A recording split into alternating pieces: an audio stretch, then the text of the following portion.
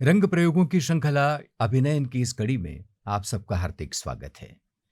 आदिवासी लोक कला एवं बोली विकास अकादमी द्वारा परिकल्पित एक ऐसा कलात्मक सिलसिला जिसमें भारतीय रंगमंच की उस सांस्कृतिक परंपरा से हम नमूदार होते हैं जिसमें आदिम स्मृतियों का बसेरा है।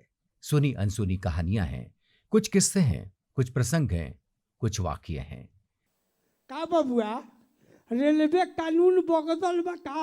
रेलवे कानून नहीं खे बगदल, सब राउर कानून बगदल बा। इ तो घरे छोड़ला के मुश्किले भइल। तो रुपया पैसा पास में ना रहे तो मुरेठा बांध लेले बानी, चश्मा लगा लेले बानी, हई सिलवारी झारे कलकत्ता कमाए चल देनी। आइए इस बार आनंद लेते हैं बिहार की लोक नाट्य शैली विदेशिया पर आधारित नाट्य प्रस्तुति का।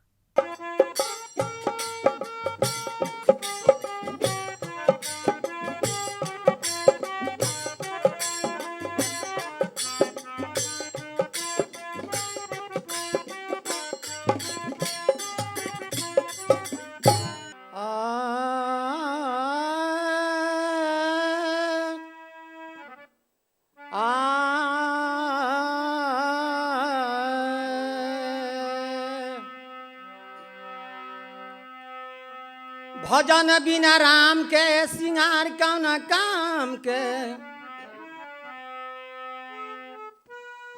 माटी के दहबा बदन बाट चमके। कहता तिवारी हो बाबा, अरे काहे रउआ भूलाइल बानी। अरे बहू से भजतनी श्री सीता राम के। हमारा लागल बा विदेशी से नजरिया। जी हाँ, ये है विदेशिया का मंच। अपने अंचल की सौंधी खुशबुओं में तैरती इंसानी आवाजों का कारवां, जिसकी लय में बंधकर बिहार के लोक जीवन की आहों कराहों और हंसती मुस्कुराती छवियों से वाबस्ता हुआ जा सकता है।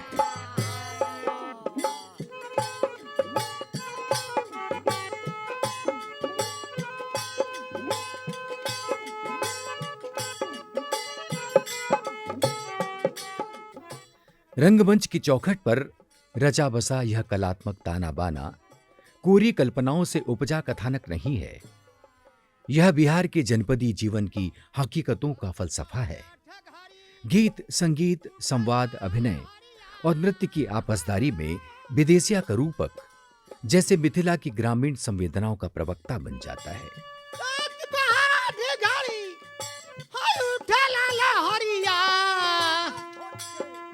अरे बिसरा तनाई खेलुन कर हई धारल बबरिया नजरिया।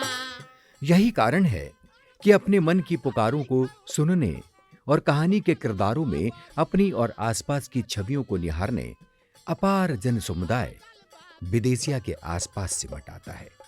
हो प्राण प्यारी सुना तारू हो। कहा कहते स्वामी जी? सुना तहरा से एगो सलाह बा। बड़ा कौन सलाह बाटे? सलाह यह बा कि हमार मन करता कलकत्ता जाए के। का राय सलाह देता ए रो कलकत्ता जाए कहत हम कलकत्ता जाए के सलाह नानू दे। सुनो, अरे हम कहतानी कि तहरा केवना बात का दुख तकलीफ बा कि तू हमारा के कलकत्ता ना जाए देबो। हमरा कोनो बात के दुख तकलीफ नहीं खे, बाकी अपना आँखी के सोझा से हम ना जाए देबो दादा। अरे जाए दो एको घंटा खातिर तो जाए देबो।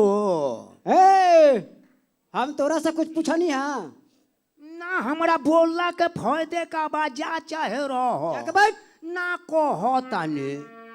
ए दुनो एक साथ रहे के पारानी। ए दुनो एक साथ रहे के पारानी। ए देश परदेश। आधुनिकता के तमाम आग्रहों के बीच मनोरंजन की बनती बिगड़ती तस्वीरों के बरक्स विदेशिया बरसों से दम साधकर खड़ा है। यह ताकत उसे अपनी पारंपरिक संस्कृति से हासिल हुई है, जिसे स्वयं बिहार के लोक ने पैदा किया है। उसी ने उसकी हिफाजत की और आने वाली नस्लों को विरासत की तरह सौंप दिया। संग ही में राखो चरणों के दासी जानी परानी ए दुनो एक साथ रहे के परानी ए दुनो एक साथ रहे के मन हमारा परदेश जाए के अरे चाहत बही प्यारी जल्दी से तैयार करहु कछु रास्ता के बटसारी। ये वो सिलसिला है जो लोक जीवन की अभिव्यक्ति का जरिया बनता है और सुनी अनसुनी अपनी पराई गाथाओं को मुखरित करता वक्त की धड़कन बन जाता है। गौरतलब यह है कि इन धड़कनों को अपने शब्दों की गागर में सहेजने का काम एक ऐसे निरक्षर ग्रामीण ने किया जिसे भारत के सांस्कृतिक अतीत ने भिखारी ठाकुर के नाम से पहचाना।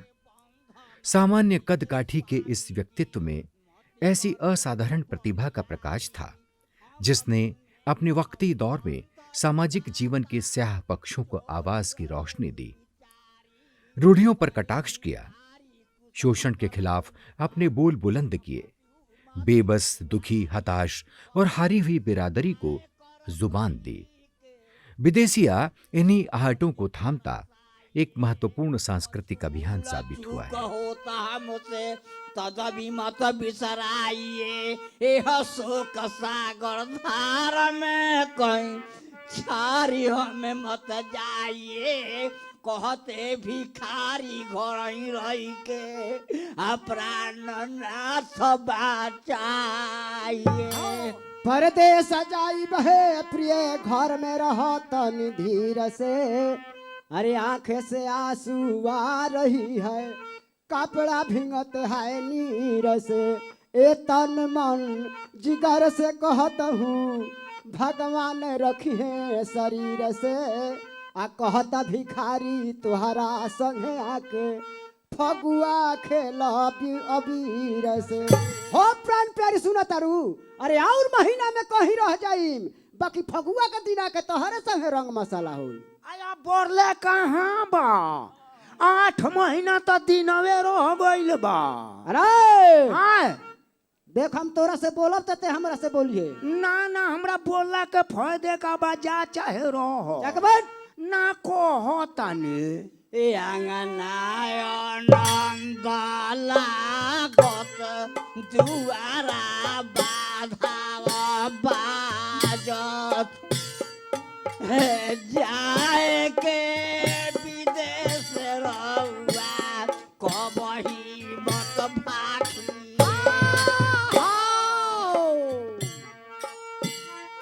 ए धोतिया कमीज टोपी या सिकिट सिलाई देबो ई तरह के बास तेला भूतना धमाखिए ए विधामी आई पाका मान तरकारी दधी निमी की मोरा बापा पर घर ही सब चाखिए ए कहता भिखारी पिया एहिया में छमाय करके हमसे गरीब बनी पर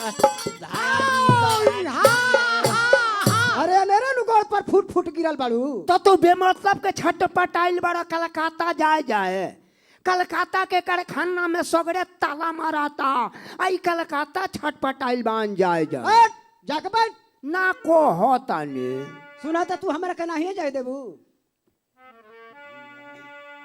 हमें जाइम परदेश के अरे घर में कर बहार हम जाइम परदेश के अरे घर में कर बहार ए बड़ी सदीन पर आई बसुली ना छल छबीली प्यार हो छल छबीली नारे प्यारी छल छबीली नारे हो बड़ी सदीन पर आई बसुली ना छल छबीली नारे प्यारी छल छबीली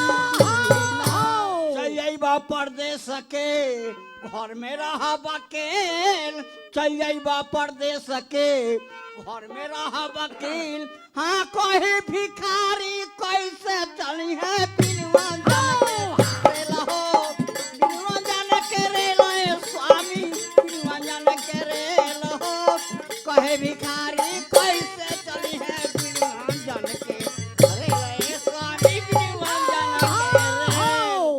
जाइम परदेश के जतरा भइले परदेश के अरे घर में करो बहार जतरा भइल विदेश के अरे घर में करो बहार ए बड़ी सदीन पर आई बसुनीला छैला छबीली नारे हो छैला छबीली नारे प्यारी छैला छबीली नारे हो बड़ी सदीन पर आई बसुनीला छैला छबीली नारे प्यारी छैला छबीली त्राहत रहे बला कर स्वामी मत करहु परेशान त्राहत रहे बला कर स्वामी मत करहु परेशान हाँ सीताराम गइलन कानन संग जानत सकल जहान हो जानत सकल जहान स्वामी जानत सकल जहान हो सीताराम गइलन कानन संग जानत सकल जहान स्वामी जानत सकल अरे आय तोरा सगरी है हाथना दूर में बैठे के जगह ना मिलल है मेन राह पर तोरा बैठे के जगह मिलल ई है गारंटन रोड ह अरे एक राइजा नहीं खलौकत रे दादा ई कलकत्ता में का करे जाता रे दादा कलकत्ता में तो कतना बस ट्रेन चलेला ई तो जेने जाइते ने सबके कचारो त जाई रे दादा जाके बैठ जा भोले कोड़इब जाके बैठ सुनो तू तो बहुत बाड़ू भाई कब से हमरा के बात में तू फंसा के रखले बाड़ू हमार पेशाब के मारे पेट फूल के नरगर भई बे जरा हम आवतनी तो पेशाब सुन हम जाते हैं कोटिया तो पेशाब कह दी अरे पागल कटिया हरिया में जानता उझाड़ा पेशाब के करेला जे साल भर 6 महीना के बेमारिता रहेला से नु करेला चलो कोटिया पेशाब ना करो देखो ही है तो चलो पेशाब करे बैठ वही जा पीठ पर खड़ा रहे बस आरू बना देलू दोस्त राम हम मानम ना हम जइबे करब बाकी बड़ा संजोग हमार ठीक रहे कि रउआ से भेंट हो गई जान तेरी चाबी कहाँ के हो कहाँ के हो तीसरा अगना में कोनो कोनिया में घर बा हाँ बड़ू है ओमे अलमारी बा बड़ू है वही अलमारी में रुपया पैसा गहना गुड़िया सब धइल बा निकाल के मन मनता खर्चा करियो कोनो बात के चिंता मत करियो ए काका आ गायो बरो हाँ बिया लागे ले वो गाय के खुद बिचाली किया गाय कबज जाए और तू अनारकली बिस्कुट बराबरी खाइयो तोर भीतर से मिजाज मस्त रही हम ट्यूशन पर जाए में बबुआ भुला गइल बानी ट्यूशन परुआ जाई हाँ रास्ता भुला गइल बानी हाँ हाँ अच्छा हम रास्ता बताए तनी ए बाबा हैं? ये रास्ता सीधा चल जाई ट्यूशन पर चल जाई यह रास्ता ट्यूशन पर चल हाँ जाई। हाँ बाबा बबुआ सुन हाँ ये घड़ी कलकत्ता के भाड़ा कितना लगता कलकत्ता का भाड़ा हाँ 150 रुपये बाबा कलकत्ता के भाड़ा 150 हाँ 100 रुपया में ना पड़ी जाई 100 रुपये तो हमारा टिकट ना मिली 100 रुपये में टिकट मिलेला कुछ कम सुनता ना हम ही कम सुनतनी तो हम कहता नहीं रेल आ तू कहता ना तो पहले टिकट टिकट ने कटेब तो से रेल में बैठ जेबो निश्चय ही भिखारी ठाकुर द्वारा बिहार के लोक जीवन को समर्पित यह अनमोल संपदा है। सांच की आंच में तपी लोकमन की संपदा जो कभी गीत तो कभी नाटक में नुमाया होती रही है। विदेशिया दरअसल विस्थापन के दर्द का अनुवाद है। रोजी रोटी के अहम सवाल पर अपनी सरजमी से दूर हो जाने की नियति एक ऐसी सामाजिक त्रासदी में बदल जाती है जिसके घेरे में घर परिवार का हर सदस्य है। यहां सपनों के रंग है, भ्रम है, सच और झूठ के कुचक्र हैं और उनसे संघर्ष भी है। लेकिन इन सब से जूझते हुए अपनी मिट्टी और जड़ों की ओर लौटने का संदेश ही भिखारी ठाकुर के विदेशिया का अभिष्ट है। विदेशिया की कहानी यही सब बयां करती है। चार्ज लग जाई दो बारी हाँ कहीं के चेक में पकड़ा गई तो 1000 रुपया जुर्माना आ 6 महीना सजाए खटे के पड़ी का बबुआ रेलवे कानून बदल बा का रेलवे कानून नहीं खे बगदल सब राउर कानून बगदल बा ई तो घरों छोड़ला के मुश्किले भइल तो रुपया पैसा पास में ना रहे तो मुरेठा बांध ले बानी चश्मा लगा ले बानी हई सिलवारी झारे कलकत्ता कमाए चल देनी तो यह जानते नहीं है कि रेल में या टिकट में अपना दाम बुकनी हो जाए अरे आजकल कुछ मसूल बढ़ गई बा बढ़े वो धेली सुकनू कि दहाई के दहाई बढ़ल बा। दो तरीके से रहो, हम कहाँ से कहाँ चलनी हो। ए बाबा बबुआ हाँ कुछ कहत रह ना ना हम तो रुआ से बतिया लेनी भक्तिन बोलावो तारे। ए बाबा पकड़ी भुलाइल बा। खूंटी गाड़ के चढ़ई पर बांध दे तू, वही पर मचत रहती। फाटक के नु डर बा। बकरी ने के भुलाए रे बाबा। का भुलाइल बा हो? हमर वो से पूछो तंजरवा कहाँ जाई। हम जाम कलकत्ता, नगम नारायण धाम कमाई। बबुआ से रेल के भाड़ा पूछत नहीं हो, तारा से कुछ नहीं की पूछत। तू जाए अपना घर में। ए बाबा हैं? हमरे वो से को दुख कहे बे बाबा। का भाई हम कोनो ओझा गुनी तो ना होई। ओझा गुनी के बात नहीं खे बाबा। जब से हमार पति जी पेट बथता, का खैलू हो? कुछो न खने ए बाबा। फुलौरी उहे नु कुरुम कर देले बा। ढेबुआ भर आदि खा ली हो, ए बाबा तनी नून में बोर ली हो। ए बाबा ए का झकझोरले बाड़ू। एक चिड़ुआ गरम पानी पी ली हो। ए बाबा सुनात नहीं खे। ए सुनले दवाई बताओ तनी। जुलमी दवा हो, जुलमी दवा हो। पेट नहीं खे बथते बाबा। का बता ए बाबा जब से हमार पति जी परदेश में चल गइलन तब से को चिट्ठी चपाटी ना भइलन ए बाबा। पाठी सियार ले गई हो। एगो की दूगो, दूगो ले गई तो अकाला के राज पुरुष भई। एगो ले गई कि दूगो बाबा। हाँ? पाठी से हाल नहीं खेले गइल। तब का ले गई हरे बौराहीन। ए बाबा हाँ? जब से हमार स्वामी जी परदेश में चल गइलन तब से को जो जाना भइलन ए बाबा। स्वामी कौन सी हो? हमारा घर के सामान। तारा घर के सामान के मर्द मानुष नु? हाँ ए बाबा। ससुर, ना ए बाबा। भसुर, ना ए बाबा। देवर, ना ए बाबा। जाऊ। है ना? फिर भागे लेकिन ना भाग।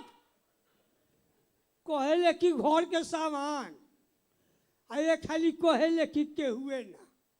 ये तो बाबा के बुड़बक समझ गई बड़ी। बुड़बक से बुड़बक के लेखा बतियावला से फरियाई। नाता में केहू लगे लहू हाँ ए बाबा। के पुरुष। भतार हाँ ए बाबा। खासिया पले के लाद के। ना ना पितियाऊ अच्छा तो आज तक पितियाऊ तो भतार हम ना सुनले रही। बाकी एक कोके के मुँह पितियाऊ तो भतार सुनने जोरे बूढ़ मच्छर कतही का। बड़ा निमन तो गई बन कलकत्ता कमाए तो तू हमरा से का कहत रही? ए बाबा हाँ? और ओनिए कर जाए तनी तनी खोज ढूंढ के पता लगा के रउआ तनी बोलोले ए बाबू और हम गोर पर तनी। और बनते जाता कहाँ से कहाँ ये महे वही नहीं हो। हैं? हम चल बड़ी 10 रुपया नगद नारायण दाम कमाए आ किए टाउन में घूम के तार भातार खोजता नहीं भागेले किनारे। हैं? ए बाबा हैं? रउआ हमार देह नहीं देखत का। और बनते जाता भला हमें बुढ़ाली समय में तार देख देख के का करे। केकरा घर के सौर सवाग देश परदेश कलकत्ता कमाए जाता तो का घरे लड़का सियान प्राण त्याग देता। हमो सुमत तो अपना एगो घर के सड़े सामान होई देखो तारू कि दम दमौले चल जाता नी। ए बाबा हाँ? पा भर बनाईला और तनिको हमरा से खाए ला जाए बाबा। ना ये बबुआ उ का खाई जात होई उ एकदम ढुकते ना होई धसते ना होई। ऊ बबुआ रे हम बूढ़ ना भइल बानी हमार वकील कहीं गइल बा। हमरा नहीं बुझात कि हे उम्र का जनाना का सोझा सवांग ना रहे तो मन करत हो जे कुआं में कूद के प्राण त्याग दी। बाकी जा कहीं भेटा जई हन तो तार समाध हम जरूर कह देम। जा ए बाबा हाँ? चली कुछ अंजल कली। चलो ए भाई ना तो कहबू कि बाबा नाराज हो गई हो। हे ओटा पर बैठी का ओटा पर बैठी दुख का मारे तो तार ओटा खिया के पानी भइल बा। श्री गणपति के चरण के शरण गई कही के सुनावत बानी गीत में विदेशिया। अरे बाप रे बाप, अरे दादा रे दादा, अरे जे ना बूढ़वा खूर चलावलक कि हमार भानास फोड़ देलक रे दादा, उठा के फेंक देव के चल जेब हॉल के बहरी। भिखारी ठाकुर ने अक्षर अक्षर जोड़कर विदेशिया को जीवंत किया। अपने गवई संस्कार को उन्होंने आभूषण की तरह स्वीकार किया। कविता करने का हुनर सीखा और समाज के अंतर्द्वंद्व और कड़वे सच को कहने का साहस दिखाया।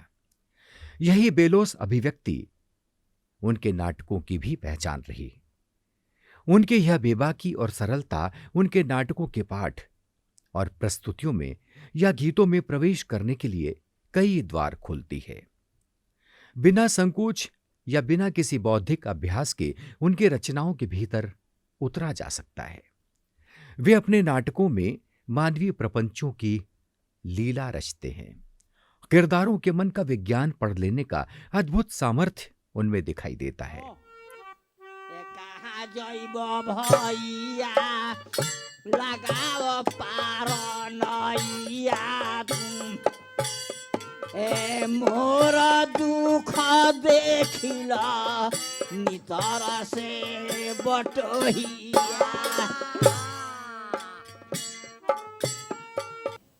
अच्छा, खुशी से घर में जा, कहीं भेटा जइहन तो तार समाध हम जरूर कह देम। जा खुशी से। चली भैले राहे राही बन के अधिक दाही, पूर्व का देशवा में पहुँचे बटोइया। चली भैले राहे राही बन के अधिक दाही, पूर्व का देशवा में पहुँचे बटोहिया। नगर सहरिया में हटवो बजरिया में करत विदेशी के उद्देश्य हो बटोहिया। लोग से भरल मेला कतहु ना लौकेला, माथ पर हाथ धके झोंकेला बटोहिया। राम जी के दया भइले एक और चली गइले, खुली गइले पलक दैव के बटोहिया।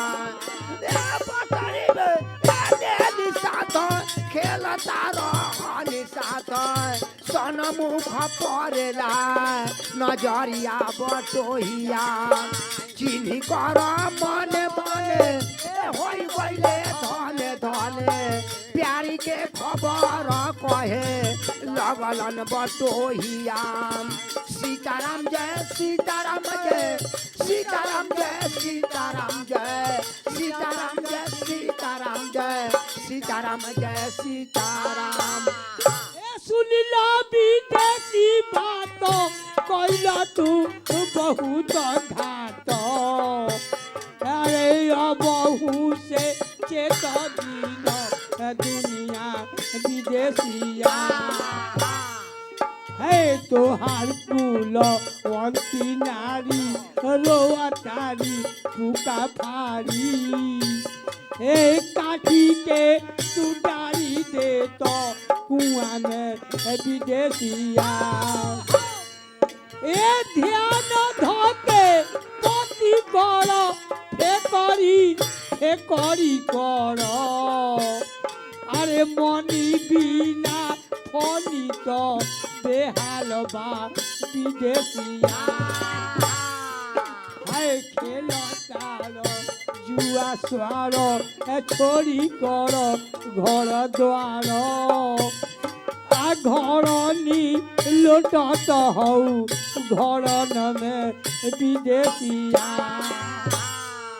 ए बहू से घर चेत दुखित नारी के हेतु, तने गरज के अरजबा विदेशिया ए कहत भिखारी फुलवारी के उजारी कर अरे पूत होते भइल जमदूत हो विदेशिया हे सीताराम जय सीताराम जय सीताराम जय सीता हो राम जय सीताराम जय सीता हो राम जय सीताराम जय सीता अरे कान दे मलाई विदेशी सुन लो और जो हमार आग लगाऊ यह नौकरी में बजर पड़ो जुआ स्वाद आ तोहार धनी भलहु बबुआ आ बने के कोई लिया आ पीऊ पीऊ तोही के पुकार आ पथल के छाती तार हुए ये विदेशी सुनता ना फाटता दरार ए बबुआ अरे ओइला काला कातावा तब खातावा भेजई तो आ ताबर हो तोर आ रुपया भेजई तो मनी आ डर से गैया में होई तो सोर आ रुपया खोई छावा में ले कर गुनावा गईती तोर दुआरा पर रही तो केहू नहीं देखते करिया गोर आ सुनरी का लोरावा से चुंदरी हो कतबा आ सर हो बोर आ कहत भिखारी चेत अबहू से करत बालिनी होर बबुआ तारा घर से आवतनी तारा जनाना के दुख देख के बन के कोई रोता तू जल्दी से अपना घरे चल जा बानी के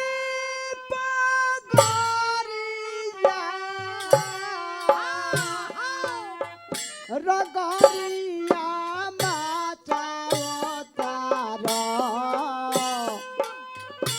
कावना नगरिया के हव तू बटोहिया हमरो जाना नामा मकानवा भीतरवा से हमरो जाननवा मकानवा भीतरवा से शादी करके रहेली भवनवा बटोहिया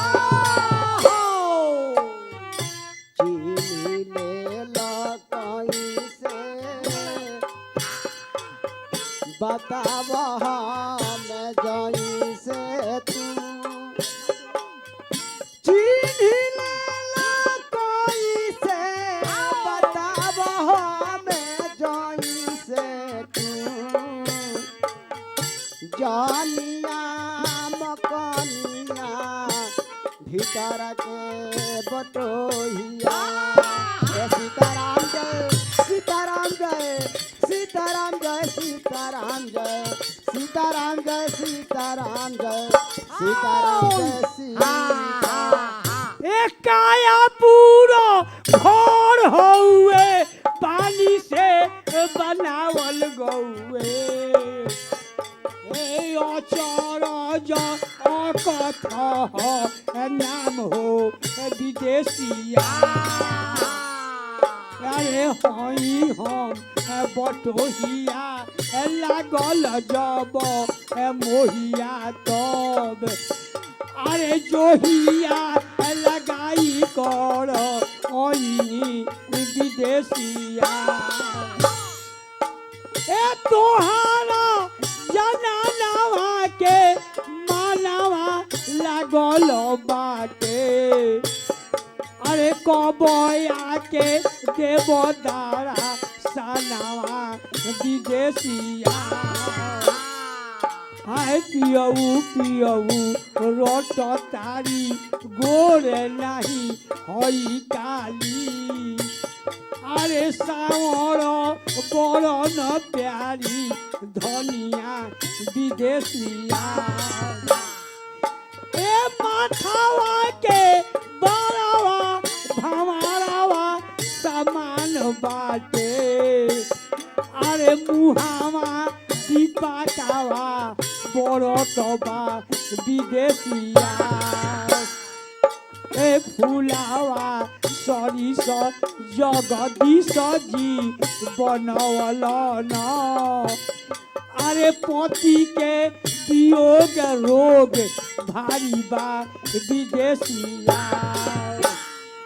ए सुनी करो कानावा में गुनी करो मानावा में ए कहत भिखारी घरे चल जा विदेशिया ए सीताराम जय सीताराम जय ए सीताराम जय सीताराम जय सीताराम जय सीताराम जय सीताराम जय सीताराम कतना सुनत बात मुरुछा धीरे लिघात खुली गईले धरती धारा मावा विदेशिया मानवा में हो सनई के तनवा में हो सनई के प्यारी दुख सुनी के बेहोश बा विदेशिया पतरी तिरी आवाज लपटी घरे ही आवाज आचारा से करली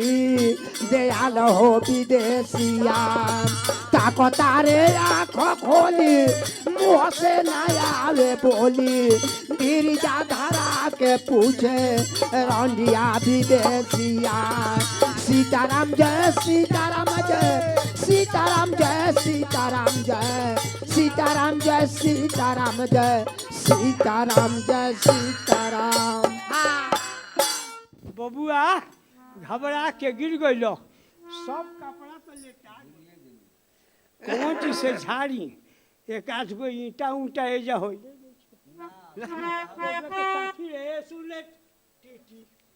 काकी होने बा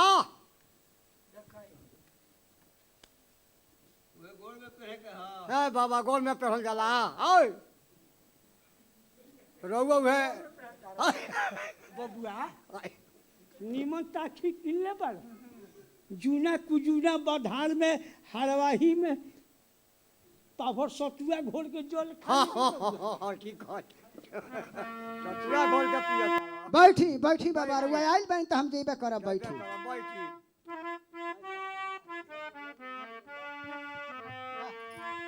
अरे मन में कैसा भाई कह काहे मन में कैसा भाई कह काहे तन कथी पीड़ा की घर का गाहे तन कथी पीड़ा की घर का गाहे। पारंपरिक साजबाज के साथ उठती गीत संगीत की स्वर लहरी मन का रंजन तो करती ही है, भाव संपदा का अनोखा लोक भी रच देती है। हुकूमत हो तबे घर के जाऊं असमत करो मुँह करबा। अपने सर्वाधिक लोकप्रिय नाटक विदेशिया को रचते हुए वे कलात्मकता के साथ जीवन की व्याख्या करते हैं और अपने गीतों में विविध छवियों वाले जीवन यथार्थ को पिरोते हैं। उनकी कलात्मकता मौलिक है, इसे वे अपने देशज और पारंपरिक यथार्थ की जमीन पर से रचते हैं। युगों से चली आ रही विस्थापन की समस्या और प्रवास की पीड़ा को वे परंपरा से नालबद्ध करते हैं। उनका सिरजा यह दुख समय और स्थान की सरहदों को पार करते हुए हमारी आत्माओं के अतल में पसर जाता है। घर घर गाए जाने वाले पारंपरिक गीत उनकी रचनात्मक चेतना की छुअन से नए अर्थ ग्रहण करते हैं। फिरला भइल बा झाड़ा ससुर पेट में खबीरा बनता जाए के मने नहीं करत हे बबुआ का कही बाबा तन मिजाज कुछ अरे तन टॉय तो ना रहो नौबत तो निमन चलता बबुआ ए बाबा अरे नौबत चाहे कुछ हो सब ठीके बा रउआ से कुछ बूढ़ पुरनिया से का कही का जने हम कोनो बात कही या रउआ कह दी तो पुरान लुबका बुझता रह तू तो हमार बतवे गड़बड़ा देता रह पुरान लुबका मत बुझ बबुआ एक लोटा पानी पचाओ तनी पाभरवन पचाओ तनी आ एगो बात ना पची हो उहो कहला बिना ना था भाई मन में विचार कर ले बनी एतवार का दिन हमारा पुल पर बीचे बैठ के कहे ना केहू रही ना सुनी। तब जब बाकी ए बाबा, कोई हाँ। ना। जब हम घरे से कलकत्ता आनी की ना, हाँ तो हम एगो आरू दोसर बियाह कर लेले बानी बाबा।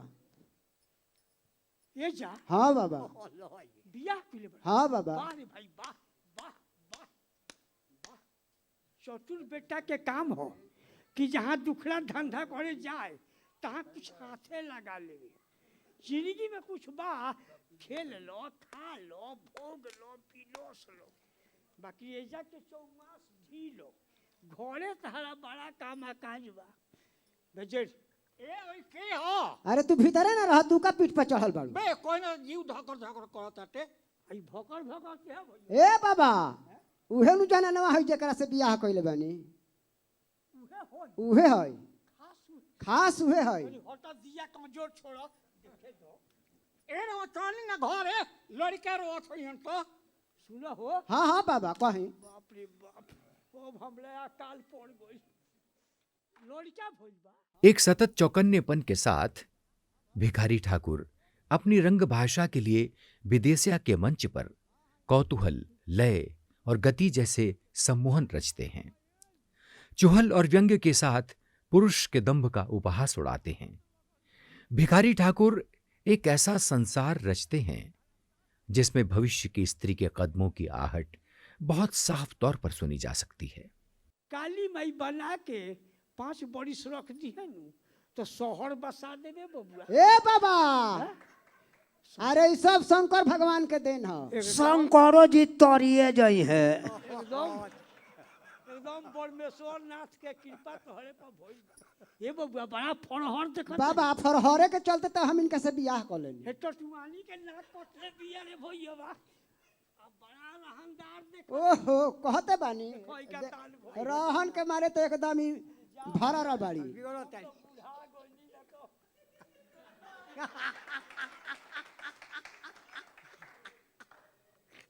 ए बबुआ हाँ बाबा, 70-75 वर्ष के उम्र हमार भइल, बाकी हाथना रहनदार मेहरारू से हमरा कहीं देखा देखी ना भइल रहो। बाकी शायद संयोग निमन बा, जतरा ठीक बा, जतरा बहुत ठीक बा। हाँ हाँ बहुत ठीक बा। हाँ हाँ हाँ, जलेंद्र बाबू के हम ताहे दिल से आशीर्वाद देतनी। हाँ। वहाँ का जतरा बड़ा बढ़िया से भेज बोलवले हाँ ठीक कहता कि ऐसा आदमी से दर्शन हो हो गई। ना तो भला हो से कौन मेहरारू भताल का गान में ढुकल रही। बैठी बैठी बाबा बैठी। हाँ हम जइबे करब, रहुआ आइल बनी तो हम जइबे करब। अरे नाही कहबे जाए के हम ए रहबे के करा पास राजा। नाही कहब जाए के हम जहाँ जहाँ जइब तहाँ जवरे लिया चलो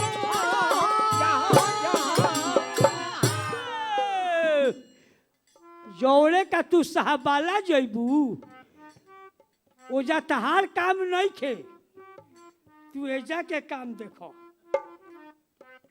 अब विदेशी बारन से ओजा के काम देखी है।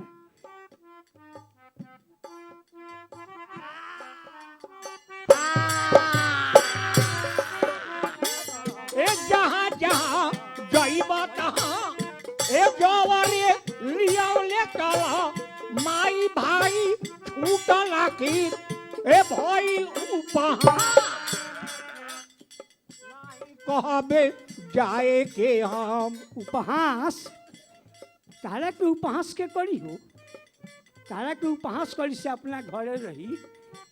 उपहास के तारा डर बा बबुआ। हाँ बाबा, जाना सती जनाना के तू हाथ बांध धइलो, मारो गाड़ के बढ़िया साज के नल ने तहरी बिटोर के हाथी घोड़ा दौड़ा के नाच समायना बाजा क के ओ सती जनाना के घरे छोड़ दिलो। कलकत्ता में आके हेरोंडी का फेर में पड़ गई बनो। एकरे जामल तहरा मुंह में आग दी। अरे भाग रे बुड़बक, अरे जादो नु जाने ले तारा रजर डिउरान, तारा जादो जाने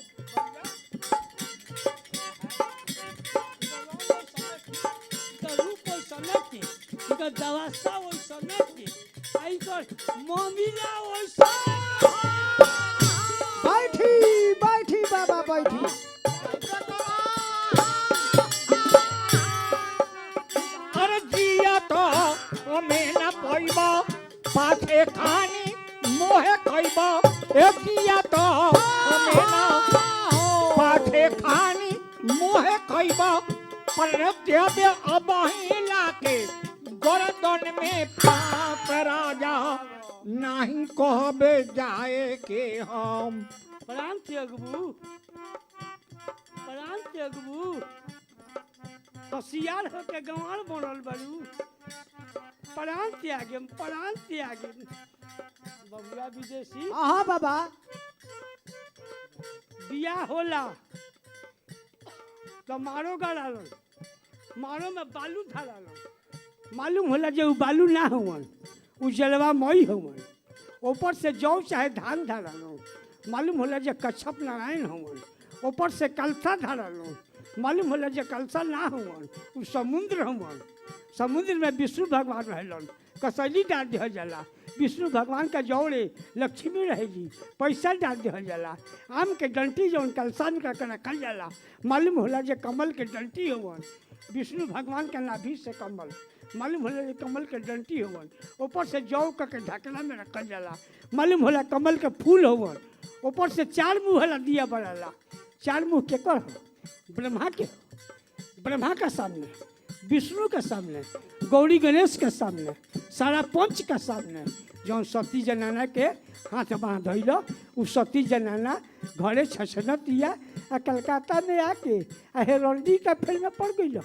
एकरे जामल कहला मुँह में आग दी अरे भाग रे बुढ़बक इजाजत जाने ली साड़ी वैसने की उनका ब्लाउज वैसने की उनका साया वैसने की उनका मामिला वैसने बैठी बैठी बैठी बाबा रुआ बैठी।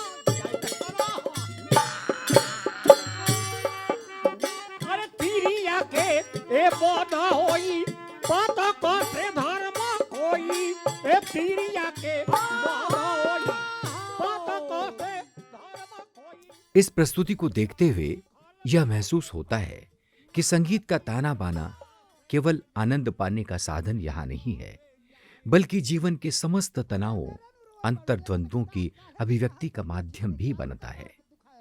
यह संगीत हमारी संवेदना को उद्वेलित करता है। इस मंच पर कविता का यह हुनर दिखाई देता है कि वह अपने शब्दों में दृश्य को भर दे और शब्दों की इस दृश्यात्मकता को संगीत के सहारे मुक्त भी कर दे, ताकि वे रंगमंच पर आसानी से आवाजाही कर सकें।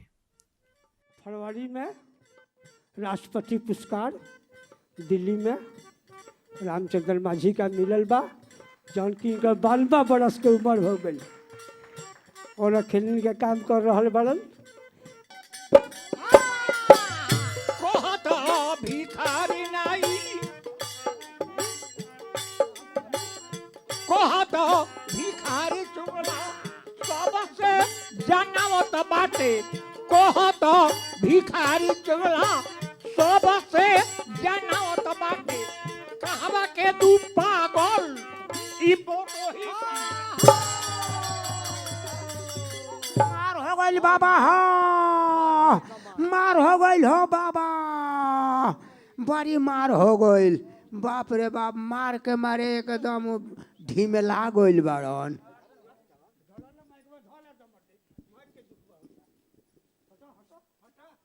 बाबा माफ करी बाबा माफ करी। बार हलमान पहलवान बा माफ करी बाबा माफ करी। कभी माफ ना होई ना ना माफ करी। तो सामने से हट जा माफ ना होई माफ कर ना ना ए बाबा का कोइले बारी बोल सुनो ना सुनबा तब नु का सुनी गलती सामने से एगो तो गलती कर देली यार रउआ बूढ़ पुरानिया होके गलती का कर किस हमरा के गलती कर लेबे दो बूढ़ पुरानिया के गलती ना नु करे के। कहाँ लिखल बा कि जवान ने गलती करी है बूढ़ गलती ना करी हैं हम तो मारे जरूर ना ना बाबा माफ ना ए बाबा अरे अभी अलहड़ बाड़ी इहो लड़का ओलहरे हो हां जी हां टका हम तो मारे जरूर जा दी बाबा माफ कर ना बबुआ माफ ना हो रउआ गंगा हो जाई एकदम गंगा हो जाइए कड़ाई हाँ टका कड़ाई वाला एकरा मारे ही के मन कइले सो ईटा चला दी हाँ जी पत्थर चला दी गणासी से काट दीता भाला से घोप दी ना बर्दाश्त होई बंदूक उठा के ठाई से मार दी हाँ जी माथ पर हाथ से मरले बिया तूने खजाना की माथ पर हाथ से मारला पर बिछावना पर आदमी पड़ले मुतेला हो दादा कह तारा तनको नहीं खे बुझात बताओ तो ही बूढ़ पुरानिया होकर डहक तारन तारा बुझाते नहीं खे मारे जरूर ना बाबा माफ कर दोनों हाथ मरले बिया एको हाथ मारे ना ना बाबा एको थापड़ ना बाबा अधो थापड़ ना ना एको अंगुली से ना कौन गुड़िया से ना ना अरे ई बूढ़ के ठेका के हटा ले बैठी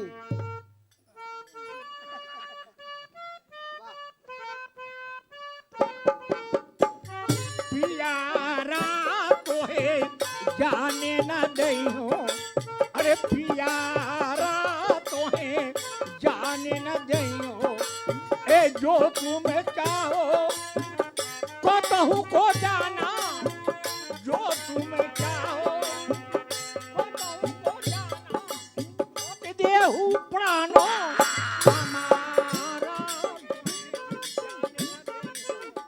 प्रीतिया त्यागी के अरे दूर देश मती जाऊ बसो हमारी नागरी हम मांगब तुम खाऊ ए प्रातः काल में दर्शन करी के भीख मांग कर लाऊंगी अपने हाथे सुंदर भोजन नित तुझे कराऊंगी आहा हे प्राण प्यारे मेरे ननों की तारे कहूँ जम जे मत विस्तारे केवल असरा है तिहारे साच बात कही कामनी अरे हमसे जात कहे ना अपय के कारण ये हताही में कहे बिनु जात रहे ना ए पान समान अरे चोट मोहे लागल ए घरनी प्राण ते जयना आ कहत भिखारी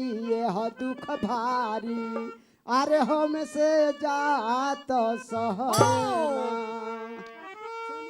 अरे सुनी करो बतिया फाटो तो बाटे छतिया तुम अरे दोस्तारा का मोतिया में पड़ला बलम अरे घरे चली जइब अरे लवटी के ना आइब तुम ई आस तुरी के सब नाश कैल हो बलम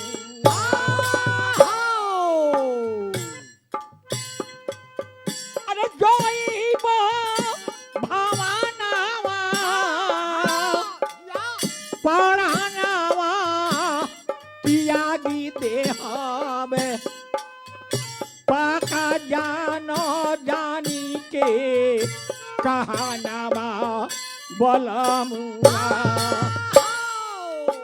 अरे असल के हई बेटी ए इरी के फसल नेटी कर तुरी के घर माथी जई बलमुआ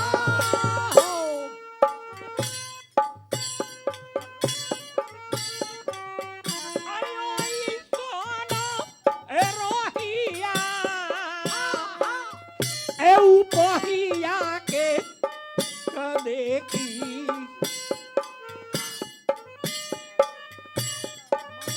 माथी करी बलमुआ कहत भी हारी नहीं तेजी देली बाप माई सब करी हम उपाय हो बलमुआ सीताराम जय सीताराम जय सीताराम जय सीताराम जय सीताराम जय सीताराम जय सीताराम जय सीताराम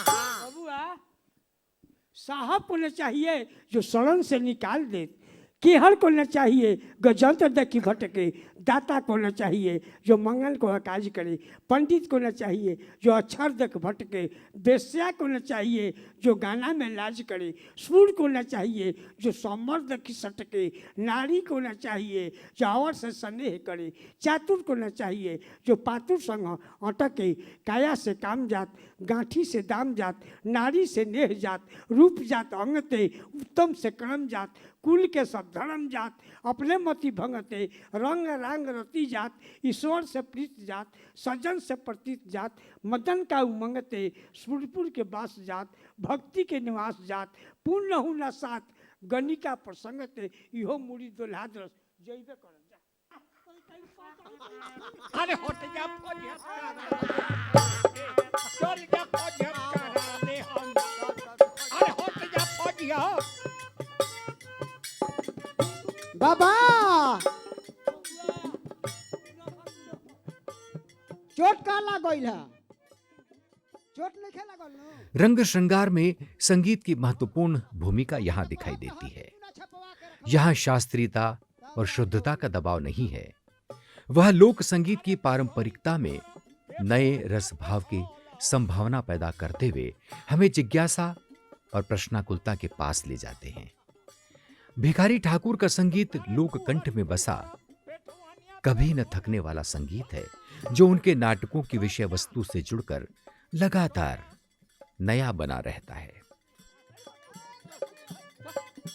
हम कहता नहीं कि मनबू कि ना बताब है बूढ़ पुरानिया के उठा उठा पर टकले बारू आ का जने कुछ हो जैते तहार देह ना धराई बिहान हमार नु देह धराई। हाँ बाबा बोली फेट महाराज रहुआ तो ऐसा के बनी।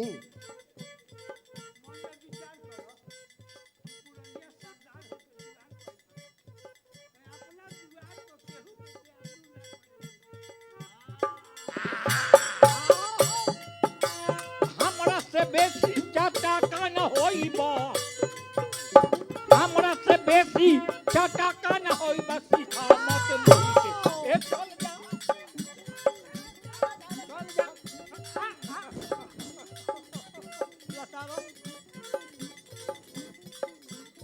ना मारे के बूढ़ पुरानिया के नत मारो, अरे देखियो नत मारो कुछ हो जाई तो बेचारा के का कह दो। गोल टूट गई बेचारा के।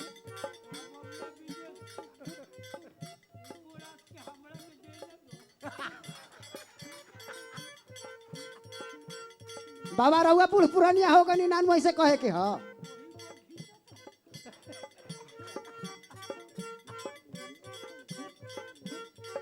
कहता भिखारी तू जाई के कहियो, कहता भिखारी तू जाई के कहियो,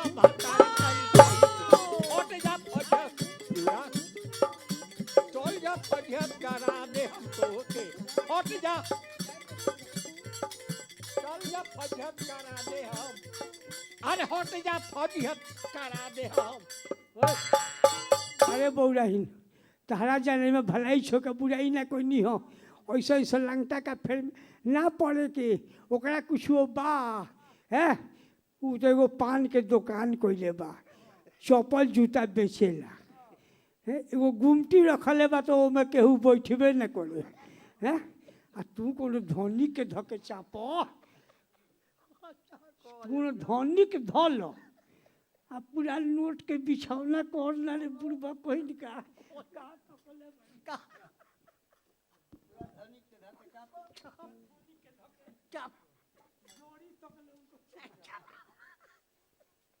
देखियो माइक पर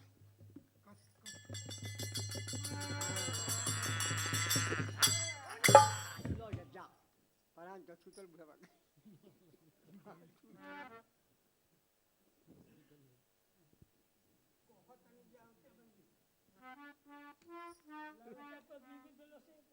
हाय देखा ठीक से उठाओ गिरा मत। करे पिस्कुलिया डांस धके घिन देते आ साई संयोग ना चलल जाए इने डांस धके घिंचता आ कोई के फिल्म में ना लाऊ पहुंचे। हाँ तो उजे नारा उसको पे कल फिलिए में तो उठेला। कहाँ गए मेरा खिलौना छोड़ के कहाँ गए राजा खिलौना छोड़ के, कहाँ गए बालम खिलौना छोड़ के, कहाँ गए राजा भगवान।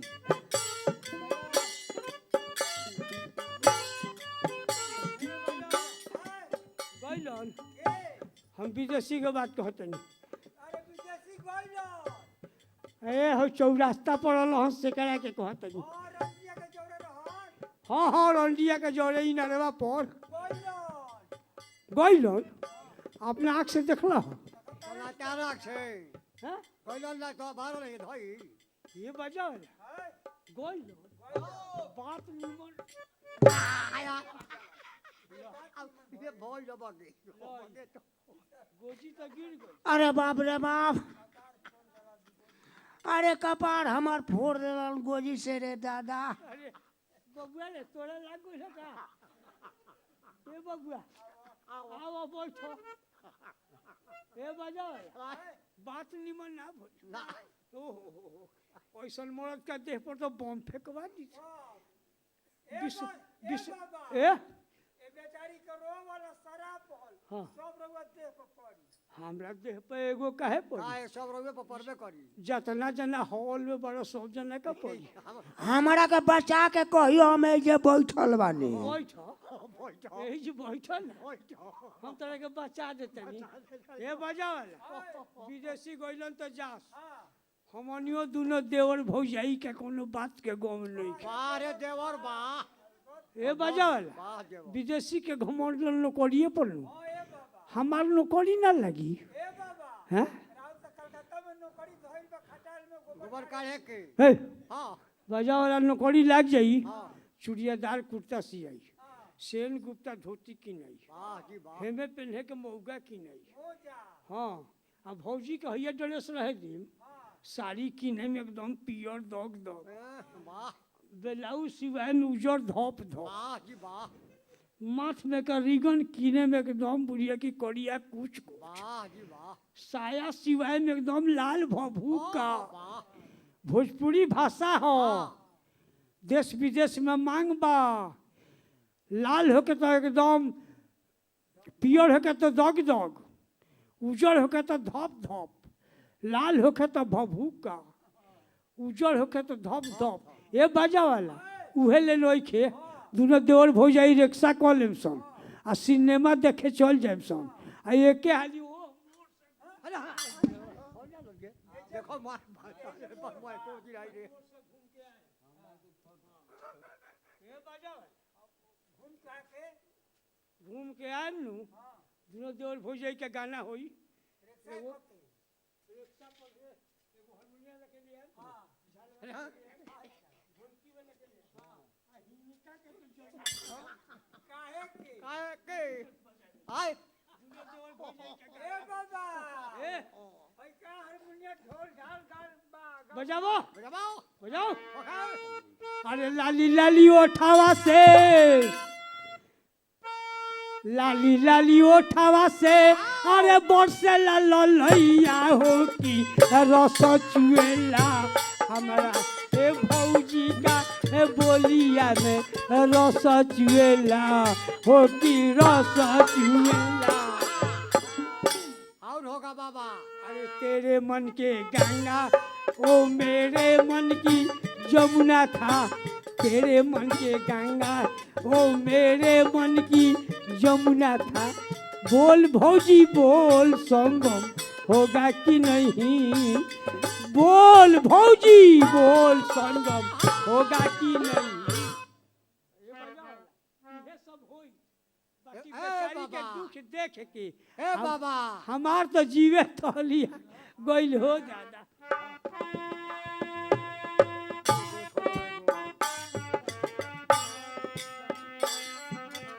अरे पियावा प्रीतिया काहे विस्तार दिया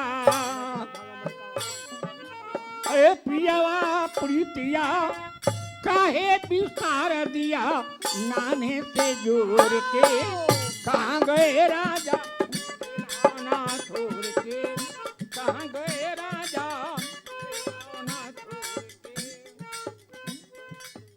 ए बजाला है भतार खातिर हो तरी घर वाली बोर तोरा बोर वाली घर तो हैं कहू सती जनाना जौन ब्राह्मण का अच्छत से होन के आइल बिया उ सती जनाना घरे छचनतिया आ हिनका हेरोंडी के भतार से एक लाठी के तो कम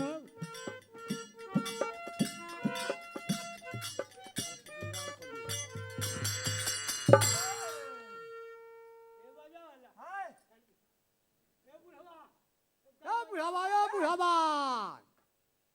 ये बोली है कौन बोलिया यही मुँह से जीरो में क्या हुआ जीरो में कहते काम में देखता नहीं जा कौन काम पे जाए देखो तो देखता नहीं कि मेहरारू उठा उठा के पटका किया कौन बउआ मेहरारू होता आदमी नु हो हाँ देवता पर कुत्ता मुत देता हाँ अतौना के बाहर के लिप के और पूरी पूरी चढ़ा के लोग प्रसादी बांट के खा जाता होशियार हो से गंवार के बात के खूब करा खूब कड़ा चलो थी बार पिया हमसे न बोला, अरे चलो थी बार पिया हमसे न बोला, चला मुख मोर के कहाँ गए राजा, चला मुख मोर के बहुत भिखारी पागल हो का है मोटरिया दहत रहो मोटरिया में तलवार पीजा के धैले है गोजिया दहत रहो गोजिया ऐसे नहीं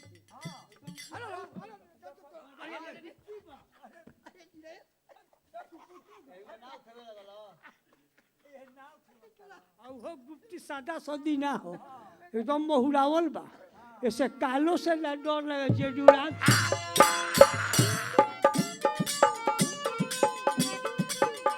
बहुत भिखारी सब तिनकिया भगलन, बहुत भिखारी सब तिनकिया भगलन करे जा खोर के कहाँ गए राजा खिलाओ ना छोड़ के,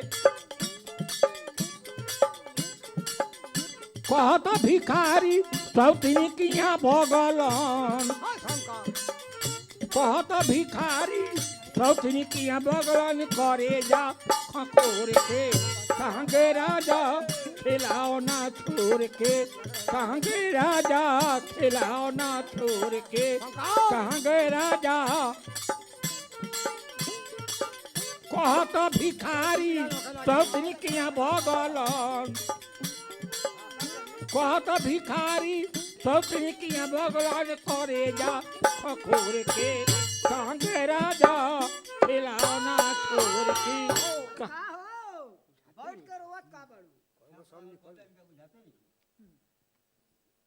चल गई नी और बूढ़ावा के बोरी माल मरले बानी उ सब हम हो पान के दुकानवा पर से पान खात रही सब देखत रही तू तो आता ना ओकरा के मार देले बाड़ू कि हमारा बुझाता कि बेचारा जी ही चाहे नहीं इहने नाम जइहन हाँ तू कहते बानी तहार मारल हाली से केहू के कटहरले बानी ठीक कहलू है हमार तो मार के जिनका लगा ये जला हाँ ठीक है कहता कोई जाना मर गई अच्छा वो काम करो जा घरे कुछ खाना उना बनावो बड़ा जोर भूख लागल बा जल्दी आई एकदम तुरंत में स्नान करब आ चल आइब हम जल्दी आई हाँ तुरंत आई अरे घर में चाउर बा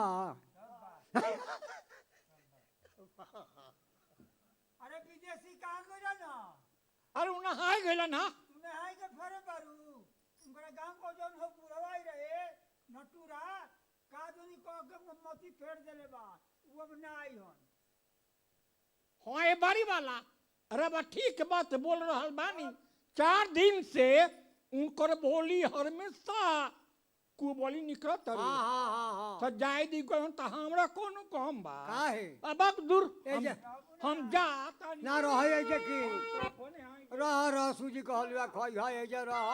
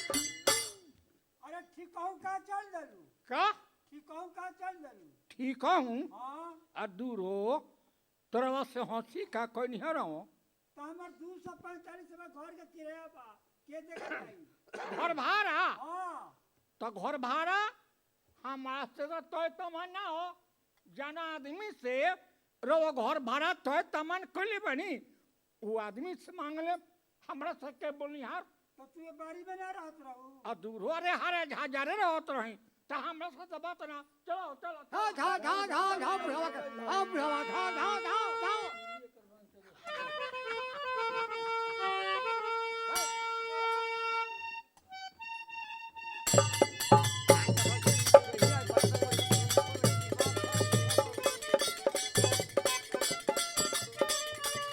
का हो दूसरा ए बेड़ा तो यार जातरा भी गड़ गइल बा यात्रा बिगड़ गई बा कुछ माल पत्र हाथे ना लागल यार हम बता दी बता ना दे यार बाकी आधा देवे के पड़ी आधा दे दे हम और जौन चौरास्ता पर विदेशी रहन हाँ हाँ हाँ हाँ पूरा पनवा खात रहन हाँ अच्छा रंडिया के जाओ रे हाँ हाँ देखनी कि कुली के मां के बड़का अटैची लेके चल जातिया ओमे पूरा माल में भैया बा भेंटा जाए सब भेटा जाई भेंटा जाए तो ओकर हम भाकठा मरम्मत कर देब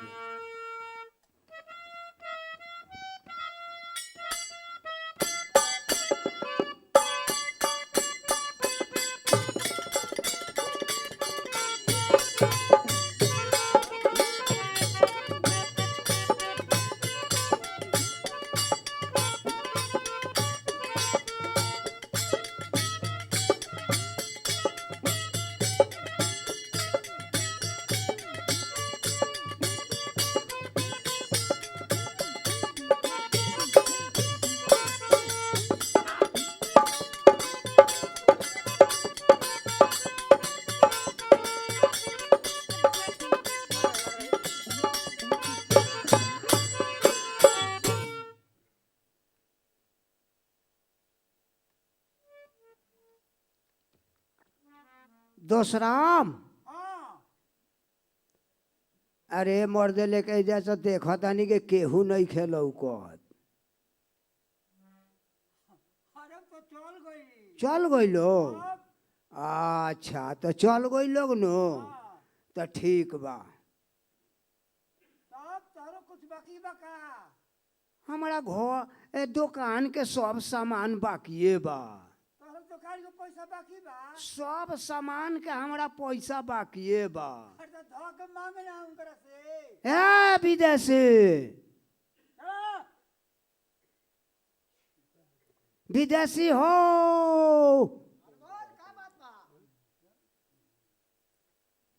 का बात बा बोलो अरे सब हमार मोदी खर्चा बाकिए बा आ तू चलल जाता रहो देखा ताड़ा नु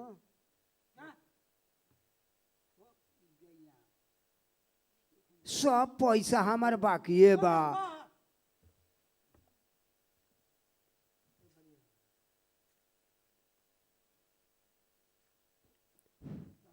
हमार सब महीना महीना बाड़ी वाली भैया का हो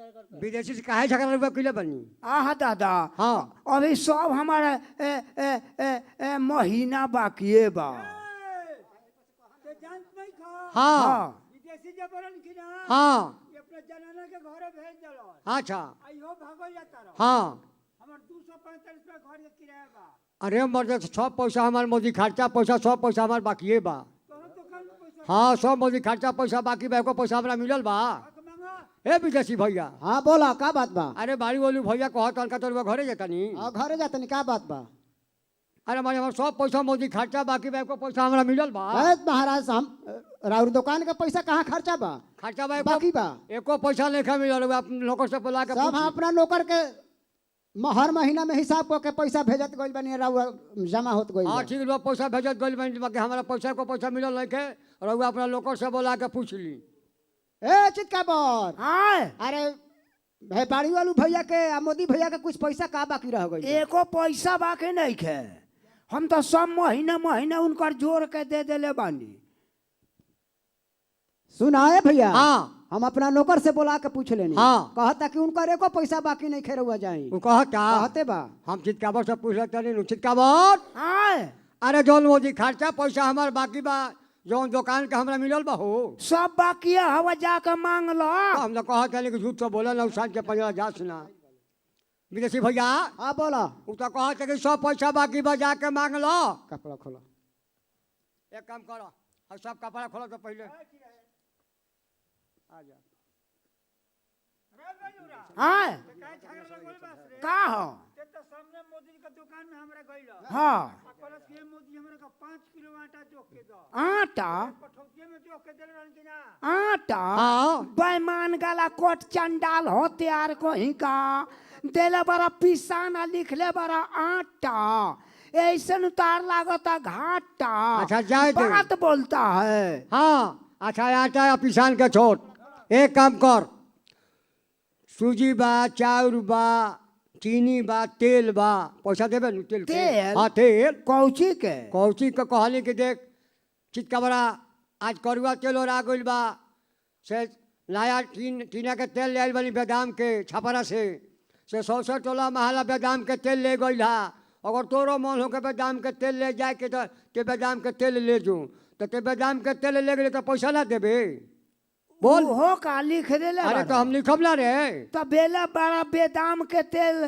तब का दाम मांगा तारा बेमतलब के बात बोलता है का सके हमार घोटा रहे हम तारा भेन गोइने हाँ। तो तू तौल के दे लो हाँ। तू काहे देले कर जवाब दो तोरा के हम जवाब दी ना ना जाने हाँ। हमार घोटा रहे हाँ। तो हम तारा भेन गोइने हाँ। तो तू तौल के दे लो हाँ। तू काहे देले कर जवाब दो अरे छोड़ दे भाई छोड़ा बाड़ू वालू भैया छोड़ा ना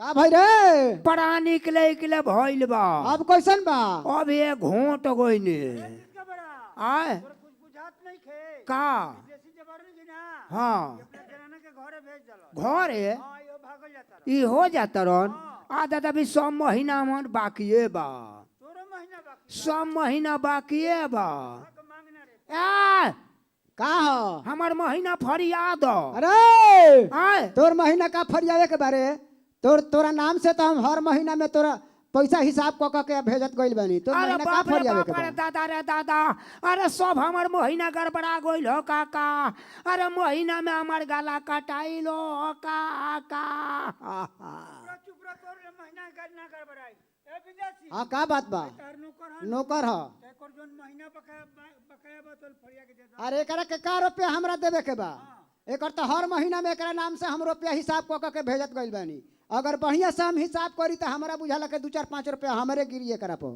खबर आए विदेशी का कहता ओकर महीने महीने हम सब दे देले बानी हाँ हिसाब करम तो 10 रुपया ओकरे ही निकली हम अरे वो महीना के मिल गइल बा ए काका ए महीना के गड़बड़ा गइल बा ए काका विदेशी कई महीना काम करे बारा 2 महीना 2 महीना हाँ महीना कुत्ता है हाँ तक महीना तो है सूखा सूखी कहीं के सब ध के कही धक बताओ 2 महीना काम कइले बानी आ 6 रुपया के महीना तय हो 6 रुपया के महीना तो है हाँ 2 महीना काम कर हाँ 6 दिन 12 गो तार रुपया भर कतना 12 गो 12 गो दिया दो काका पहले को 12 18 गो 6 गो बेसी ले बा 6 गो दो ऐसे कपड़ा खोल सुनी 7 वर्षा में जमा कर देना तो डकैती हो जाई कपड़ा खोल हम कहता नहीं कि कपड़ा से और सज जाई हाँ तो जाए कपड़ा खोलो अच्छा ना मनब तली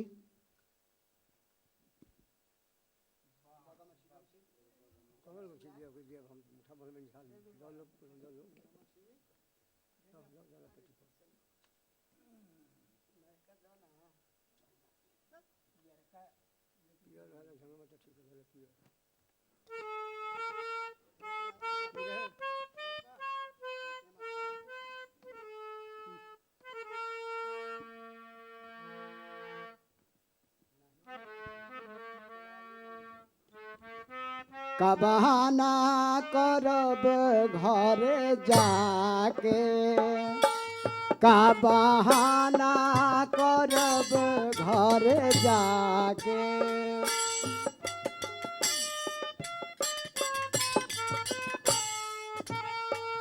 पातुर के धन चातुर लेके, पातुर के धन चातुर लेके, अब रोवत पछता के, आहो अब रोवत पछता के, का बहाना करब घर जाके। का बहाना देखी रहो कपड़ा लेके भागल और लेके भाग जाई। केकरा के चाल करो तारो हमारा के। अब आगरा मर्दे कहीं के हम कहीं के हमारा के अरे भाग जाई कह चाल करो तारो हमारा के। सीताराम दय सीताराम, सीताराम दय सीताराम। बड़ा घर राम के भजत रह कीर्तन गाइला, कीर्तन गावला कीर्तन के ब्यास करेला। तो तहीं से नेवता का आइल ह हाँ हाँ आइल बा, कहां से? भोपाल से आइल बा कीर्तन गावे के नेवता वो हिजे जातनी तो बढ़िया बढ़िया कीर्तन गावत हो गाइला। देव गा के सुनाओ। सीताराम दय सीताराम, आ दही चूड़ा मीठा राम। यह प्रोग्राम बंद होई तो खोबे खाए बे जा। खाली खाही वाला जानता रह। खाए खाते तो हम जलमवे ले ले बानी। अच्छा एजा रास्ता पर कपड़ा धइरे का हो गइल? हम ना देखनी हा। दोसर केहू ना रहे। ना ना हमरा जाए के बा, पहिल की गाड़ी धरे के बा, हमरा के छोड़ो हम चल जाई स्टेशन पर। तहीं रह। ना ना ना ना हम ना देखनी हा। ये रहे हई का हई ई ठाकुर जी हवन। हई ठाकुर जी हई। हाँ तो ठाकुर जी मंदिर में रह के कॉलेज पढ़ैला। बुखार लागल हइन, देवता का बुखार ना लगे। ले जातनी दवाखाना में सुई दिए खातिर। देवता के सुई ना दवाई ना होखे। एमे 51 जोड़ी झालो बारन, अब 52 जोड़ी रामायण बारन। ओही बीच में ठाकुर जी हबकुरी आइल बारन। इने ठाकुर जी अब कुरियाइल बानी। अब कुरियाइल बारो हैं? हई हई हई ठाकुर जी हट चोर कहीं के। फिर चोर को कहबो मत करी हो। रास्ता पर धरे तो उठा लेन तो हम चोर कहर गने। तहार हो तारा तो तू अपन ले लो, बाकी चोर मत कहियो, तार बाह कबार लेबे।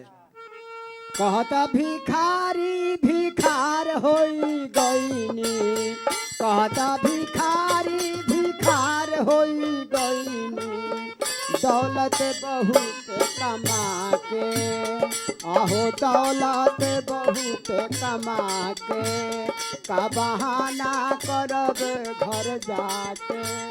का बहाना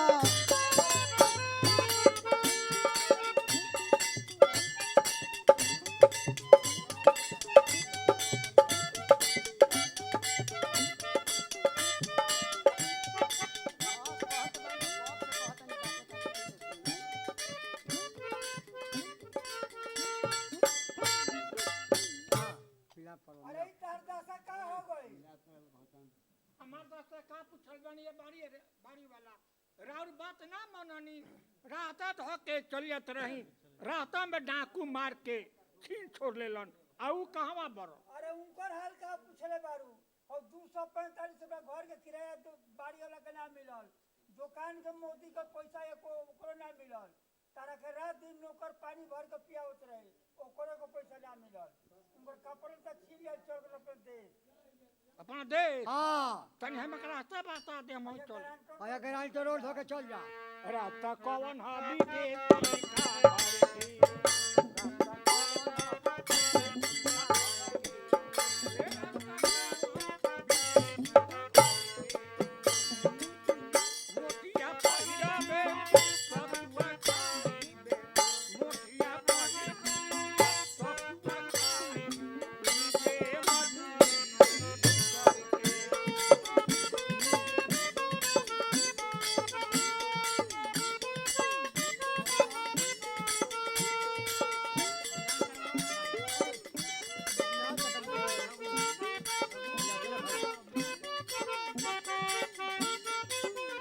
आतना बचन जब सुनेला विदेशिया से चली भैले घरवा का ओ रहो विदेशिया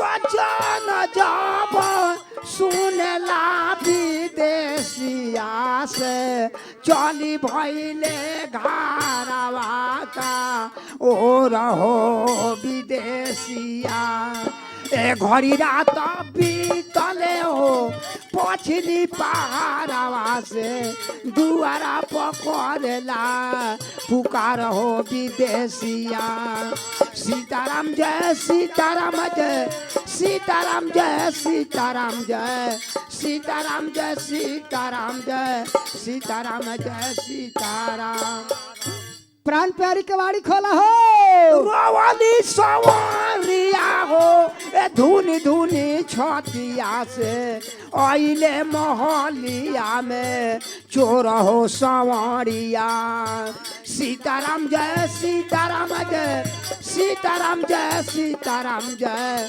सीताराम जय सीताराम जय सीताराम जय सीताराम हाय दाई बयाबा केई गोहारा हमारा ए ओइले मोहलिया में विदेशिया की लोकप्रियता का मूल्यांकन उस कसौटी पर नहीं किया जा सकता जिस पर भाषा और संस्कृति के दीगर कला रूपों को अब तक परखा जाता रहा है। विदेशिया अलग कसौटी की मांग करता है। इस कसौटी का निर्माण उन दुखों से होगा जो आज भी अपनी छवियां बदलकर हमारे समय और समाज में जीवित है। ये दुख आज केवल हमारे समय और भारतीय समाज के नहीं रह गए हैं। दुनिया के नक्शे पर बसी समूची मानवता को ये दुख जैसे निगल रहे हैं। ये दुख विस्थापन से जुड़े हैं और विदेशिया का मंच बहुत पहले इस दर्द की कराह को सुन चुका है। वह कल, आज और कल की बिलखती आवाज है। ए खोलली के मोरिया से दुआरा पर देखे जिया खार हो संवरिया